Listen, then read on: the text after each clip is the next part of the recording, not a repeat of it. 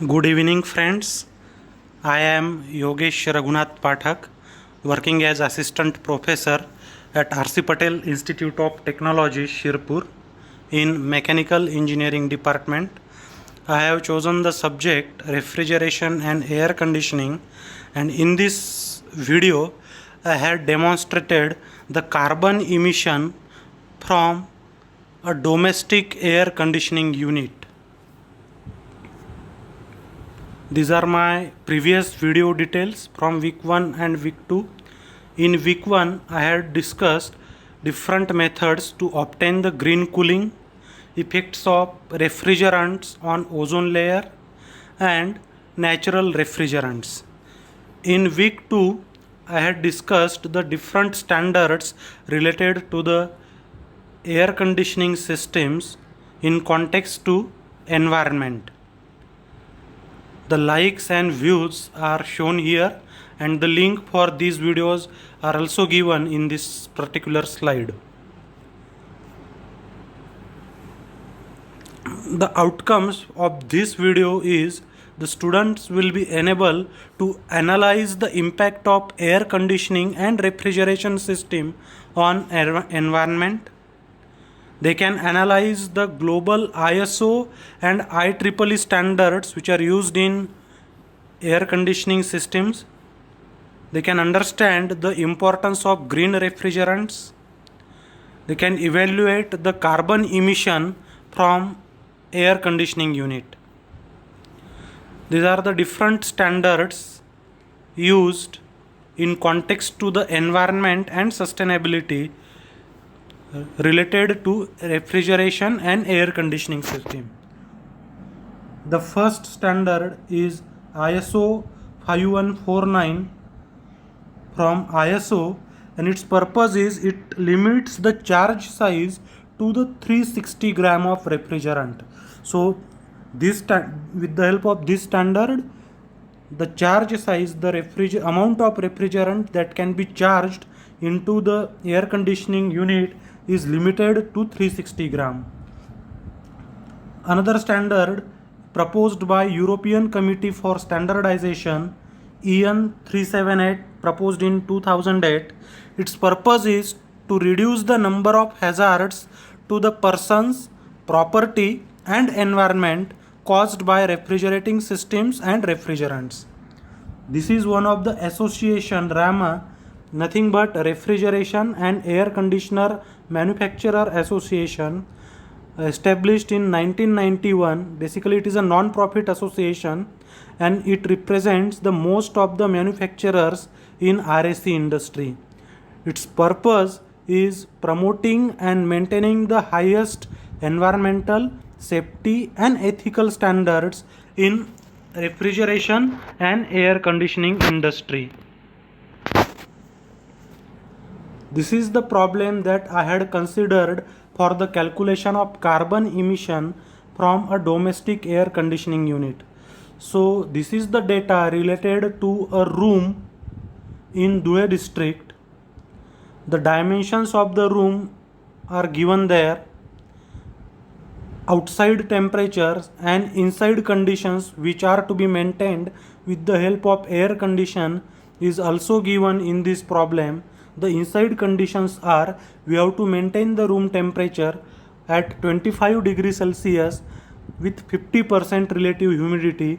The outside conditions in a May month are given there. The different values, U values, are nothing but the overall heat transfer coefficients. So for wall, roof and floor are, for wall, roof and floor are given there. The effective temperature difference is also given in the problem, and these are the different conditions: number of occupants and their heat capacity, then lighting load, appliance load. All these are the data related to the room in Dhule district is given in this problem. Now we have to calculate the carbon emission, but before doing that, we will calculate here the total cooling load of this particular room. So the total cooling load will consist of external load and internal load. So first I had calculated here the external load. So the room will gain the heat through the walls, through the roof, through the floor, through the window made up of glass. Then the room will also gets heated because of the leakage of hot air inside the room. So the effect of that leakage of hot air, the rate of heat gain because of that infiltration is also calculated in external load. Now internal load, so because of the occupants, the people will emit the heat, so that heat is considered here. Then lighting load because of the lighting, because of the operation of light, the room will be get heated, so that heat we have calculated. Then appliance, because of the different appliance in the room, the heat transfer rate we have calculated. So in this way the total cooling load of the room is coming out to be approximately 4288.08 watt. If we consider the normal air conditioning unit of 1.5 ton capacity, it is having the COP about 2.5. So the power required to operate, to maintain this cooling load is coming out to be 1.72 kilowatt. Now suppose the AC runs, air condition runs for 10 hours a day, then the total consumption of the electricity will be 17.2 units. For the per unit electricity generation, the carbon emission according to the American standard is 0.4483 kilogram. So the total carbon emission per day is coming out to be 7.71 kilogram. For the summer season, for full 4-month operation of air condition, the total carbon emission is approximately coming out to be 925 kilogram. It's a very huge value. So we have to consider over this. So this is the process, this is the way of ozone depletion. The first part is that from the buildings the HFCs are released. This is nothing but R22 refrigerant. This is the commercial name of a refrigerant. These are nothing but HCFCs, hydrochlorofluorocarbons. So the HCFCs are broken by the sunlight and the chlorine gets separated from these hydrochlorofluorocarbons.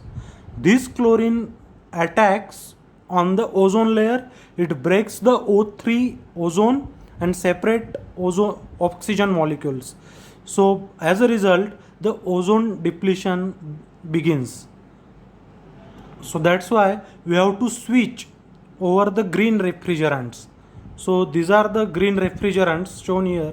The effect of green refrigerants, these are naturally occurring substances, not harmful, and they are having less ODP, that means ozone depleting potential, as compared to the HCFCs and CFCs. So in this way we can maintain the environmental condition, we can save the ozone layer with the help of green refrigerants. Thank you.